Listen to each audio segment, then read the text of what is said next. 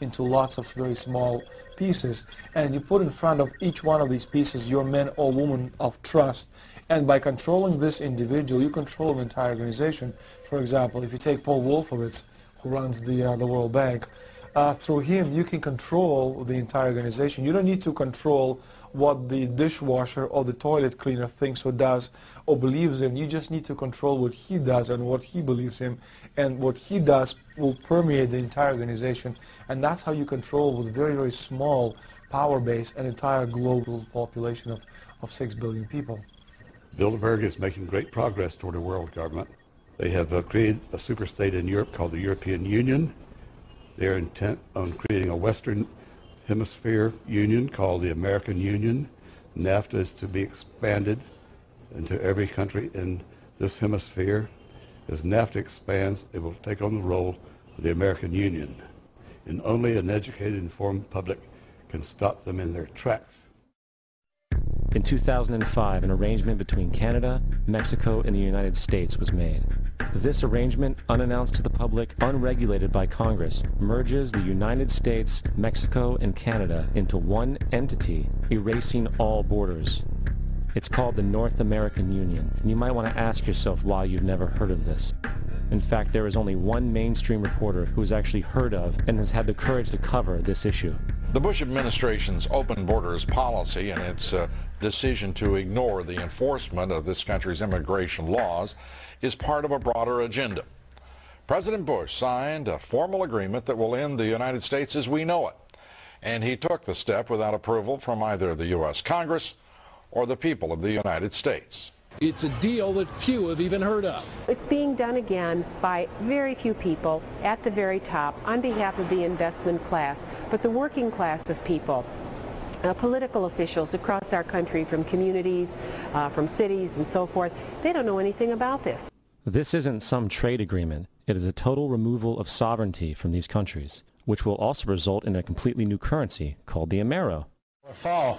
Apart from that, I think one thing people who are dollar-based need to focus on is the Amero. That's the one thing that nobody's talking about that I think is going to have a big impact on everybody's life in Canada, the U.S., and Mexico. The Amero is the proposed new currency for the North American community, which is being developed right now between Canada, the U.S., and Mexico to make a borderless community, much like the EU, and the dollar, Canadian dollar, U.S. dollar, and the Mexican peso replaced by the Amero.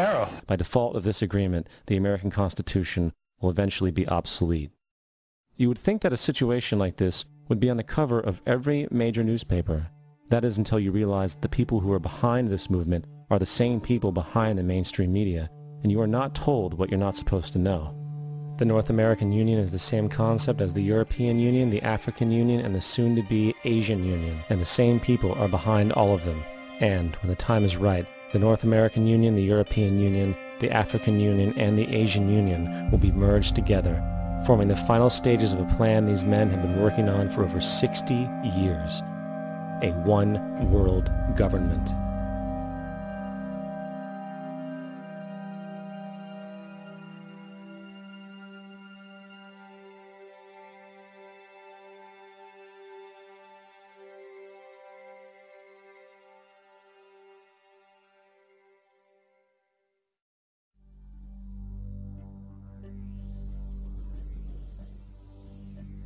A globalist is someone who believes in globalism, and globalism essentially is the desire for one world government, one world military, one world economy, which on a broad philosophical basis may not be that bad.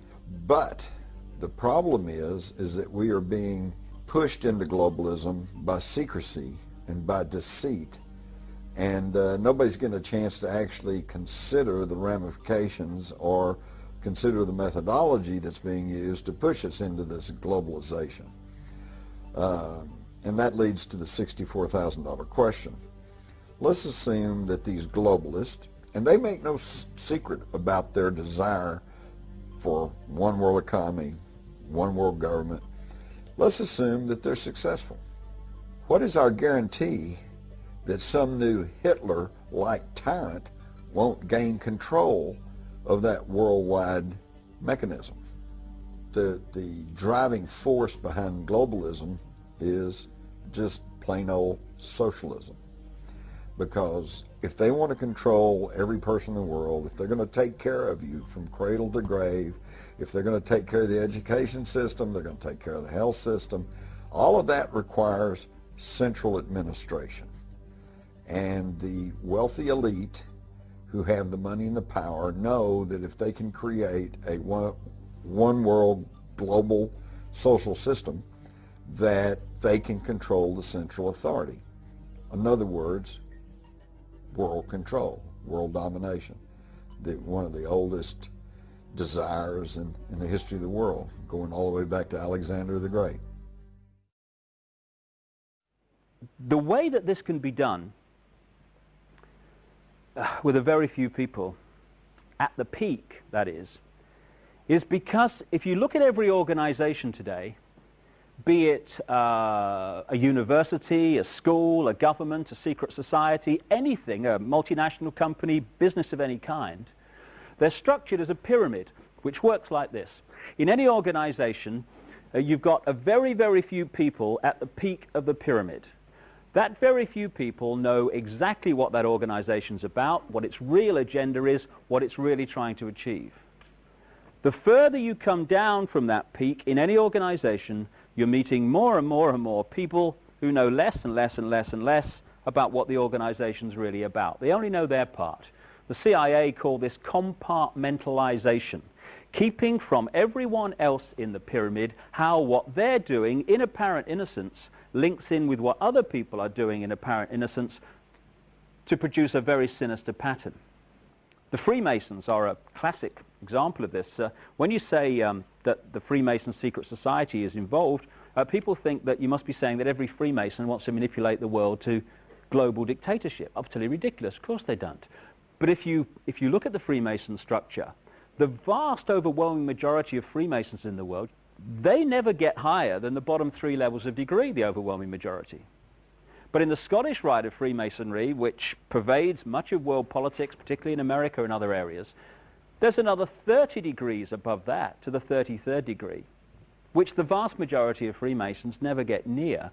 And there's another 13 levels not officially accepted to exist, which some people call Illuminati degrees, which at that level, the Freemason secret society is in a different universe to the part where the vast majority of Freemasons exist, right down here. Compartmentalization. This is how it works. So every one of these institutions that control the direction of the world and our daily lives is a pyramid.